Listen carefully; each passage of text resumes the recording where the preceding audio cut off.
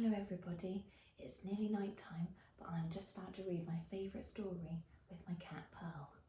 I'm going to read it to you now. Sir Charlie Stinky Socks and the Really Big Adventure. Once upon a time, there was a deep dark forest where monstrous trees groaned, terrible beasties moaned, and wiggly woos waited to tickle your toes. In the middle of the forest, surrounded by thorny bushes, there stood a tall, tall tower with a pointy roof. At the bottom of the tower was a big wooden door. Inside the tower, a windy staircase didn't stop winding until it reached a little wooden door right at the very top. And what was behind the little wooden door? Well, nobody knows, because nobody ever went there. The end. Only joking. At least not until the day when a bold, brave knight, Sir Charlie Stinky Socks, and his faithful, fearless cat Envelope decided that the time had come for a really big adventure. So Charlie picked his best sword, packed some sandwiches, a big bottle of water, and a favourite little something for the journey, just in case. And with a song in his heart, he mounted his good grey mare. Clip-clop, clip-clop, clippity-clippity-clop. Over the hills and far away rode Sir Charlie and his cat. Oh, and a wily witch with a watch followed behind on a broom. There she is. At last they came to a deep, dark forest where monstrous trees groaned and terrible beasties moaned. Envelope shivered. The good grey mare quivered, while the witch with the watch covered her eyes.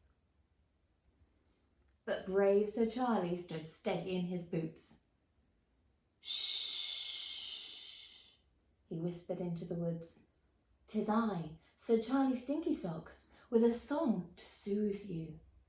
And as Sir Charlie sang his lullaby, the trees stopped groaning. But the terrible beasties went on moaning. Stop your moaning, cried the knight. Come out and eat me if you dare. Out of the darkness crept 6 slobbering beasties. That fearless cat Envelope scarpered. The good grey mare fled, and even the wily witch with the watch trembled behind a tree. But bold Sir Charlie did not turn. Brave Sir Charlie did not run. Instead, he drew his trusty sword and did what any good knight would do. He smiled and cut up his sandwiches. The beasties stood and stared. They were hairy, hideous creatures indeed, but they were more scared of Sir Charlie Stinky Socks than he was of them. Charlie fed the beasties, and the beasties stopped moaning. And the wily witch with the watch looked on with a grin and checked the time. But this was no way to end a really big adventure. So Sir Charlie Stinky Socks rescued his cat, rallied his good grey mare, and set off once again, never minding the wiggly woos who waited in the grass, or the 6 not-so-terrible beasties who followed him. The forest grew thicker, and the bushes became thorny. Lucky for Envelope and the good grey mare that Sir Charlie Stinky Socks led the way with his trusty sword. Whooshity-thwack, whooshity-thwack, choppity-choppity-chop. It was thirsty work for a bold, brave knight. How glad he was to have a big bottle of water by his side. And then at last they came to a clearing in the trees where the sun threw down a pale yellow light on to a tall, tall tower with a pointy roof. And a long green dragon. He was frightful and fearsome and coughing out fire while he stomped around in a temper around the tower. Ha ha, thought Sir Charlie Stinky Socks. Just the thing for a really big adventure. Stop your roaring, dragon, he commanded. But the dragon did not stop. He went on coughing out fire.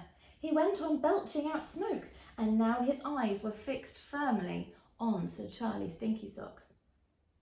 Was this the end of the bold, brave knight? Oh my, what do you think? Envelope didn't hang around to find out, and neither did the good grey mare.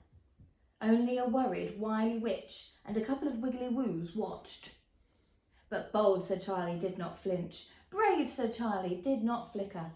He took out his big bottle of water and kind, clever Sir Charlie Stinky Socks gave that old dragon a nice, long, cool drink. Now you stop coughing, said the knight to the long green dragon. Tell me what's at the top of this tower. The dragon looked up. The dragon looked at Sir Charlie. The dragon scratched his scaly head and said, My dear old thing, I haven't a clue. It's not a dragon's place to ask, you know, just to do. Then why don't we find out, said Sir Charlie with a grin. The wily witch took one last look at her watch, jumped for joy and flew off on her broom as Charlie pushed open the big wooden door. Up the windy, windy staircase marched Sir Charlie Stinky Socks. He didn't stop marching until he had taken his faithful cat Envelope, his good grey mare, 6 not-so-terrible beasties, a very curious long green dragon, and a couple of wiggly woos right to the very top. There he opened the little wooden door and peeped in. Creak! A big black cauldron stood in the middle of the room, and stirring it was the wily witch, of course. By her side sat a little princess, weeping and wailing in a pool of tears. Sir Charlie looked at the princess. Sir Charlie looked at the bubbling pot. Sir Charlie didn't wait another minute. He drew his trusty sword, bounded over to rescue the little princess. Stop your weeping, cried the knight. Sir Charlie Stinky Socks is here to save you from the pot. The witch cackled with laughter. I'm not going to cook the princess, squealed the witch. I'm cooking the food for her birthday party. It's today at 3, you see. I do it every year, you know. I blow up balloons and decorate the tower. I send out invitations, hundreds of them. And looky here, she cried, tip-tapping at the face of her watch. It's nearly 3. Yippee! Then why are you crying, princess? Asked Sir Charlie. Because, shrieked the princess, we live at the top of a windy, windy staircase in a tall, tall tower with a pointy roof surrounded by thorns and guarded by a fire-breathing dragon. It's in the middle of a deep, dark forest where wiggly woos wait in the grass to tickle your toes, hungry beasties moan, and monstrous trees groan, so nobody ever comes. Oh, yes they do, said Charlie, as he flung open the door. Behold, Sir Charlie Stinky Socks and his friends. That night the lights burned brightly in the tall, tall tower with the pointy roof, as a happy little princess had a rip-roaring good time. When the candles had been blown out and the cake had been eaten up, Sir Charlie Stinky Socks took out the favourite little something he had brought from home, just in case, and gave it to the princess. Many happy returns of the day, he said. And everyone cheered, hooray, hooray, hooray, because that's what people do at the end of a really big adventure.